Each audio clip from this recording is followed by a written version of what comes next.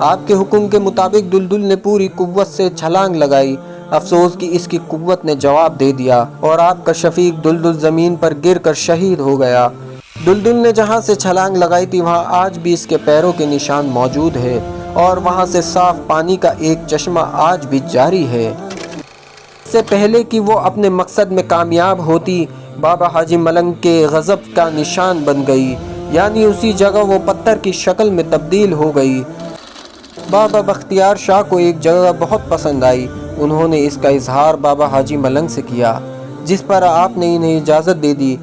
تھوڑی ہی دیر بعد ہواؤں میں تیزی پیدا ہوئی، درخت گرنے لگے، بادل گرجنے لگے اور بجلیوں کی کڑک سے وہاں کے لوگ تھرا اٹھے۔ اسی وقت حاجی بابا ملنگ نے پرزور آواز میں نعرہ تکبیر بلند کیا۔ تیسرے نعرے پر 3 حصہ پہاڑ زمین میں دھس گیا۔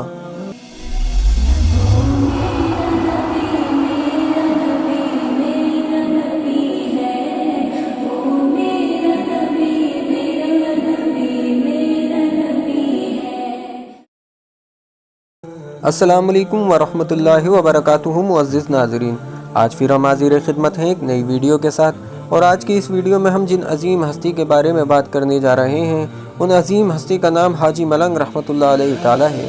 آپ رحمۃ اللہ علیہ تعالیٰ بہت ہی مشہور اور معروف بزرگ ہیں۔ آپ رحمۃ اللہ علیہ تعالیٰ کا مزار مبارک ممبئی مہاراشٹر میں ہے۔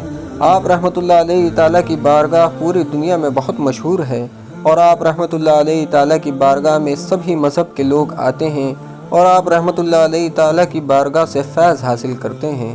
جی ہاں ناظرین، آج ہم آپ کی زیر نظر حضرت کی چند کرامات اور حالات زندگی کرنے جا رہے ہیں، اس لیے ویڈیو کو پورا لازماً دیکھیں اور چینل کو سبسکرائب کریں۔ آئیے ویڈیو کو شروع کرتے ہیں۔ روایت ہے کہ آپ مکہ میں اپنے حجرہ مبارک میں تشریف فرما تھے اور 12 ربیع الاول 770 ہجری کو بعد محفل میلاد آپ سو رہے تھے کہ آپ کو بشارت ہوئی کہ سرزمین ہندوستان کے علاقے کوکین میں مسلمانوں پر بہت ظلم و ستم ہو رہا ہے۔ وہاں کے لوگ امن و انصاف اور جذبات محبت و ہمدردی سے محروم ہیں۔ انہیں اخلاقی روحانی تعلیم کی سخت ضرورت ہے۔ صبح آپ بیدار ہوئے تو بعد مشورہ مریدین کے وہاں جانے کا فیصلہ کیا اور چند مریدین کے ساتھ لے کر روانہ ہوئے۔ آپ سفر کرتے ہوئے ہندوستان کی سرحد میں داخل ہوئے، بالآخر اس علاقے کی سرحد تک پہنچ گئے جس کی نشانی آپ کو بشارت میں دی گئی تھی۔ یہ اس وقت بہت ہی خستہ حالات کا علاقہ تھا، جس کی وجہ سے آپ کو بہت ہی دشواریوں کا سامنا کرنا پڑا۔ ایک دن جب آپ کا سفر جاری تھا، آپ کو پیاس محسوس ہوئی اور پانی ختم ہو چکا تھا اور آس پاس پانی ملنے کی کچھ امید بھی نہ تھی کہ دور کچھ روشنی نظر آئی۔ جب چلتے چلتے آپ نزدیک گئے تو معلوم ہوا کہ وہاں جھوپڑی ہے اور وہ روشنی اسی جھوپڑی کے سامنے جلتی ہوئی لکڑیوں کی ہے۔ اس کے قریب جا کر آپ نے آواز لگائی تو ایک براہمن باہر آیا۔ آپ نے اس سے پانی طلب کیا، اس نے آپ کو پانی دیا اور اس نے آپ کو وہیں رکنے کے لیے کہا۔ آپ اس کی باتوں سے بہت متاثر ہوئے، لیکن آپ نے فرمایا کہ مجھے اپنی منزل تک پہنچنے میں دیر ہو جائے گی، اس لیے جانا پڑے گا۔ آپ پھر وہاں سے روانہ ہوئے اور اپنا سفر جاری کیا اور اپنی منزل کے قریب پہنچ گئے، جہاں سے پہاڑی کی چڑھائی شروع ہونے لگی۔ کچھ دور چڑھے پر بابا حاجی ملنگ رحمۃ اللہ علیہ تعالیٰ کے ساتھی بابا بختیار شاہ کو ایک جگہ بہت پسند آئی۔ انہوں نے اس کا اظہار بابا حاجی ملنگ سے کیا، جس پر آپ نے انہیں اجازت دے دی کہ وہ اپنے لیے اس جگہ کا انتخاب کر سکتے ہیں۔ یہاں سے آگے راستہ بہت دشوار تھا، گھنے جنگل اور بڑے بڑے درخت اور پہاڑوں کے سوا کچھ نظر نہیں آتا تھا۔ کچھ غور و فکر کرنے کے بعد آپ نے اپنے دلدل کی طرف دیکھا۔ دلدل بابا حاجی ملنگ رحمۃ اللہ علیہ تعالیٰ کا گھوڑا تھا اور آپ نے دلدل سے کہا، اے دلدل، اس دنیا فانی میں کوئی بھی مخلوق ہمیشہ کے لیے زندہ نہیں رہ سکتی، سب کو ایک دن مرنا ہے، فرق صرف آج اور کل کا ہے، مگر شفیق دلدل، نیکی ہی ایک ایسی چیز ہے جو دنیا میں ہمیشہ زندہ رہے گی، اس لیے آج تو بھی ایک نیکی کر لے تاکہ آنے والی دنیا میں تیرا نام زندہ رہے۔ وہ نیکی یہ ہے کہ تو ایک ایسی چھلانگ لگا جس سے میں پہاڑ کی چوٹی پر پہنچ جاؤں۔ آپ کی یہ خواہش سن کر دلدل خوشی سے دم ہلانے لگا۔ آپ کے حکم کے مطابق دلدل نے پوری قوت سے چھلانگ لگائی۔ افسوس کہ اس کی قوت نے جواب دے دیا اور آپ کا شفیق دلدل زمین پر گر کر شہید ہو گیا۔ آپ کے ساتھیوں نے اس کا کفن دفن کیا۔ دلدل نے جہاں سے چھلانگ لگائی تھی وہاں آج بھی اس کے پیروں کے نشان موجود ہے، اور وہاں سے صاف پانی کا ایک چشمہ آج بھی جاری ہے جسے گھوڑے کی تاپ کے نام سے مشہور کیا گیا۔ صورتحال کو دیکھ کر بابا حاجی ملنگ نے اللہ سے دعا مانگی، اے ذات باری تعالیٰ میری مشکلوں کو حل کر دے، بندہ ناچیز تیری آزمائش کے قابل نہیں، تیری قدرت کا کرشمہ میری مشکلوں کو حل کر سکتا ہے۔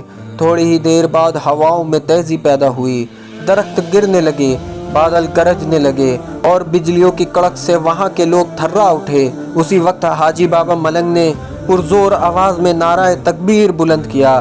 تیسرے نعرے پر 3 حصہ پہاڑ زمین میں دھس گیا۔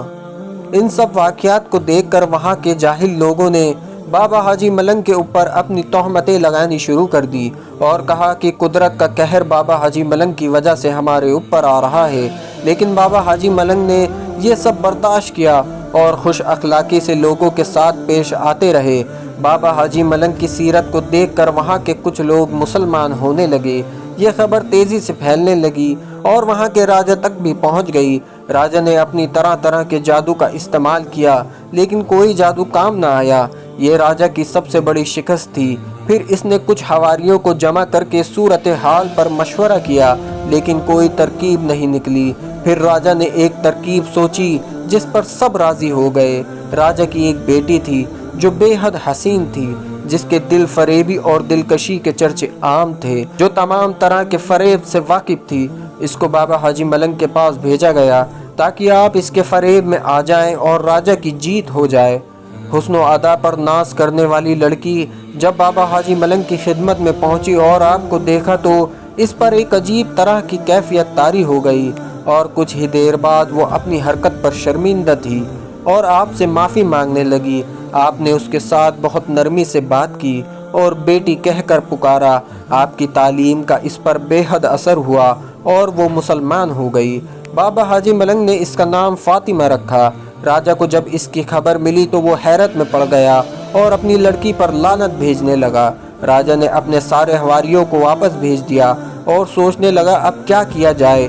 اتنے میں اس کی بیوی آئی اور بولی کہ اب بس ایک ہی راستہ ہے، چل کر بابا حاجی ملنگ سے معافی مانگ لیتے ہیں، اس سے ہماری گئی ہوئی عزت واپس آ جائے گی۔ جب وہ بابا کے پاس پہنچے اور بولے کہ ہمیں معاف کر دو، اس سے پہلے کہ بابا حاجی ملنگ انہیں معاف کرتے، فاطمہ بی نے کہا انہیں اس شرط پر معاف کیجئے کہ یہ دونوں اسلام قبول کریں۔ بابا نے کہا اسلام کی تعلیم یہ نہیں سکھاتی کہ زبردستی کسی کو اسلام قبول کرایا جائے، لیکن راجا اسلام قبول کرنے کے لیے تیار تھا، مگر اس کی بیوی نے جب یہ بات سنی تو وہ آگ ببولہ ہو گئی اور غصے میں پتھر اپنی بیٹی کو مارنے کے لیے پتھر اٹھایا۔ اس سے پہلے کہ وہ اپنے مقصد میں کامیاب ہوتی، بابا حاجی ملنگ کے غضب کا نشان بن گئی، یعنی اسی جگہ وہ پتھر کی شکل میں تبدیل ہو گئی۔ سبحان اللہ سبحان اللہ! اس کرامت کو دیکھ کر بہت سے لوگ مسلمان ہو گئے۔ راجا بھی اسی وقت آپ کے عقیدت مندوں میں شامل ہو گیا، لیکن وقت گزرنے کے ساتھ ساتھ اسے اپنی حکومت کی بہت خواہش ہوتی تھی اور وہ بے قابو ہو جاتا تھا۔ آخر ایک دن دوبارہ اس کی شیطانی ذہنیت واپس لوٹ آئی اور یہ سرکشی پر اتر آیا۔ تب بابا حاجی ملنگ نے اللہ سے دعا مانگی، یا اللہ تو ہی اب اس سرکشی کا اس کو سزا دے۔ اور پھر وہ راجا بھی پتھر کی شکل میں تبدیل ہو گیا اور ساتھ ہی اپنے آنے والی نسلوں کو اس سرکشی کا انجام بتانے کے لیے نصیحت کی کہ جس بھی آدمی کا 7 پتھروں میں سے ایک پتھر بھی اس کو لگے گا، اس شخص کی من کی دعا اللہ رب العزت کی بارگاہ میں قبول ہوگی۔ سبحان اللہ سبحان اللہ! اس پہاڑ پر جہاں آپ کا مزار ہے، اس سے دور ایک بلند و بالا چوٹی ہے۔ اس کی چڑھائی کا راستہ بہت تنگ ہے، صرف ایک شخص آ جا سکتا ہے۔ وہ اتنا پتلا راستہ ہے کہ اس پر چڑھنا خطرناک معلوم ہوتا ہے، لیکن کیونکہ اس چوٹی پر بابا حاجی ملنگ اکثر جا کر تنہائی میں عبادت و ریاضت کرتے تھے، آپ کے عقیدت مند بھی فیض و برکت حاصل کرنے کے لیے جایا کرتے ہیں۔ بچوں اور کمزور لوگوں کو جانے نہیں دیا جاتا۔ وہاں آپ نے ایک مرتبہ الائچی کھا کر کچھ دانے پھینک دیے، جس سے ایک درخت پیدا ہوا۔ دھیرے دھیرے وہ پھیل گیا۔ اب بھی اس درخت میں الائچی پیدا ہوتی ہے، جس کو عقیدت مند بطور تبرک استعمال کرتے ہیں۔ مختلف بیماریوں میں اس کے کھانے سے شفا ملتی ہے۔ وہ آدمی جس کو کھانا ہضم نہ ہوتا ہو، اس کو کھانے سے تکلیف دور ہو جاتی ہے اور وہ آدمی جسے مرگی کے دورے پڑتے ہوں 1 مہینہ اسے کھا لے تو شفا یاب ہوگا انشاءاللہ۔ سرزمین ہندوستان میں جب بابا حاجی ملنگ نے قدم مبارک فرمایا تب آپ کے ساتھ ہی بابا بختیار شاہ اور بابا سلطان شاہ بھی تھے۔ اس پہاڑ کے ابتدائی حصے کی چڑھائی پر بابا بختیار شاہ کا مزار ہے۔ اس جگہ کو پہلی منزل کے نام سے جانا جاتا ہے اور وہاں سے کچھ دور پر بابا سلطان شاہ کا مزار مبارک ہے اور اس جگہ کو دوسری منزل کے نام سے جانا جاتا ہے۔ ان دونوں بزرگوں کے بارے میں بابا حاجی ملنگ کا یہ فرمان تھا کہ میرے ہر آنے والے کو میرے ساتھی بابا بختیار شاہ اور بابا سلطان شاہ کے سلام کے بعد میرے پاس آنا چاہیے۔ اس فرمان پر عمل کرتے ہوئے آپ کے عقیدت مند آپ کے ان ساتھیوں کی زیارت کے بعد آستانہ مبارک میں حاضر ہوتے ہیں۔ بابا حاجی ملنگ کے آستانے سے کچھ فاصلے پر ایک جگہ 5 پیروں کی درگاہ ہے۔ یہ 5 بزرگ آپ کے عقیدت مند تھے۔ ان کے بارے میں بھی آپ کا یہی فرمان تھا کہ مجھ سے ملاقات کرنے والا ہر شخص ان سے بھی فیض حاصل کرے۔ اس قول پر آپ کے عقیدت مند آج بھی عمل کرتے ہیں۔ حضرت بابا حاجی ملنگ اپنی زندگی میں جانوروں سے بھی بہت محبت رکھتے تھے۔ لاتعداد شیر اور چیتے آپ کے پاس آیا جایا کرتے تھے۔ ان میں سے ایک شیر کی آپ سے بہت محبت تھی اور وہ اکثر آپ کے پاس بیٹھا رہتا تھا۔ روایت ہے کہ اس شیر کی نسل اب تک وہاں موجود ہے اور اب بھی ایک شیر آپ کی بارگاہ پر دیکھا جاتا ہے اور عرس کے موقع پر اس کی گرجدار آواز تو اکثر سنی جاتی ہے۔ کیا شان ہے تمہاری حاجی ملنگ دلہا، سن لو دعا ہماری حاجی ملنگ دلہا۔ یہ روزہ اور یہ گنبد، یہ آستانہ یہ جالی، جالی پکڑ کے اکثر کہتا ہے یہ سوالی، بھر دو ہمارا دامن اے بے کسوں کے والی۔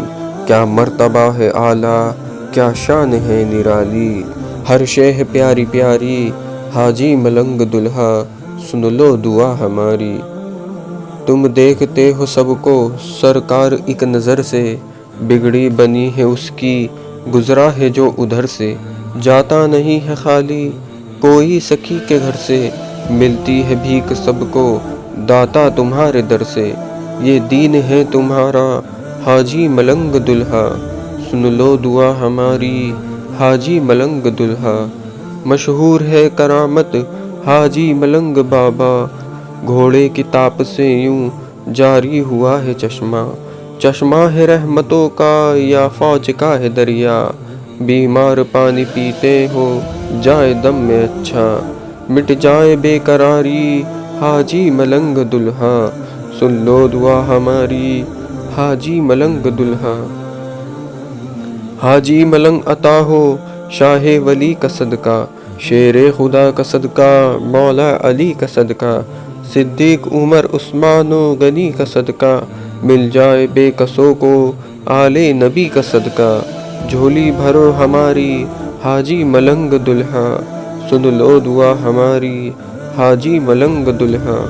جنت بنی پہاڑی مولا کے دم قدم سے، پانی ہے فوج دنیا سرکار کے کرم سے، پاتی ہے فوج دنیا سرکار کے کرم سے، بھرتی ہے سب کی جولی دربار محترم سے، ہر ایک غم زدہ کو دیا ہے نیاز غم سے، کیا بات ہے تمہاری حاجی ملنگ دلہا، سن لو دعا ہماری حاجی ملنگ دلہا۔ ہر سمت عاشقوں کا میلہ لگا ہوا ہے، در پہ سوالیوں کا مجمع لگا ہوا ہے، بیٹھا ہوا ہے کوئی کھڑا ہوا ہے، پورا سوال ہر ایک مجبور کا ہوا ہے، لطف و کرم ہے جاری حاجی ملنگ دلہا، سن لو دعا ہماری حاجی ملنگ دلہا۔ یہ بادشاہ عالی یہ شید زمانہ، دکھیوں کا بے کسوں کا سن لیجئے فسانہ، ہر ایک کے لیے ہے بابا کا آستانہ، دشمن ہوا زمانہ کوئی نہیں ٹھکانہ، جائے کہاں بھکاری حاجی ملنگ دلہا، سن لو دعا ہماری حاجی ملنگ دلہا۔ دیتا ہے بال انصار اس بات کی شہادت، درویشی میں گویا کرتے ہو تم حکومت، آ جائے جو بھی در پہ ٹل جائے ہر مصیبت، مشکل ختم ہو ساری حاجی ملنگ دلہا، سن لو دعا ہماری حاجی ملنگ دلہا، دکھیوں کی آرزو کا غنچہ کھلا دیا ہے، مجبور کو ہمیشہ اچھا سلا دیا ہے، بچھڑے دلوں کو بابا تم نے ملا دیا ہے، دل جان تم پہ واری حاجی ملنگ دلہا، سن لو دعا ہماری حاجی ملنگ دلہا۔